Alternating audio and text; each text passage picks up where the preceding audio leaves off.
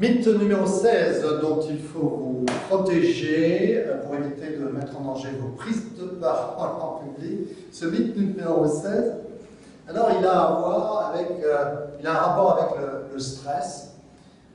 J'ai écrit un ouvrage d'ailleurs sur le stress, c'est un sujet qui me passionne. Où est-il? Il est ici. Faites de votre stress une force.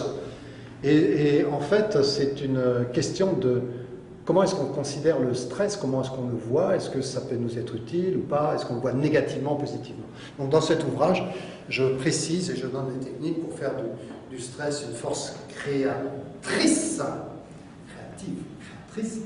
au service de vos prises de parole en public. Donc ce mythe du stress qui dit que pour être moins stressé, il faut se détendre, se relaxer, se coucher la veille plutôt, etc. C'est-à-dire aller plutôt vers la relaxation. Faites attention à ça, à ce mythe, parce qu'en fait, avec le stress sert à nous mobiliser.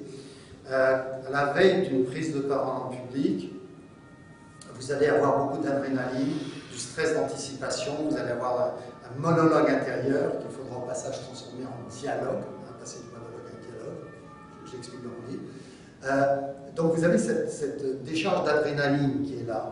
Et si vous cherchez à vous détendre, vous allez vraiment à contre-courant.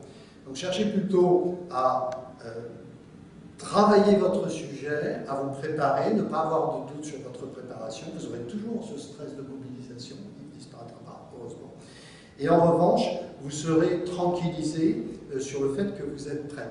Et ce que vous pouvez faire, et c'est mon conseil, plutôt que de se détendre et se relaxer, faites une activité, pratiquez une activité différente. Par exemple, vous faites un bon dîner sans excès d'alcool, par exemple. Allez voir un film et pratiquez plutôt une activité. Changez-vous les idées. Ne cherchez pas à vous relaxer, à vous détendre. Non, changez-vous les idées. Et avant que vous avez travaillé. Et croyez-moi, le lendemain, ça se passera bien. Ok ?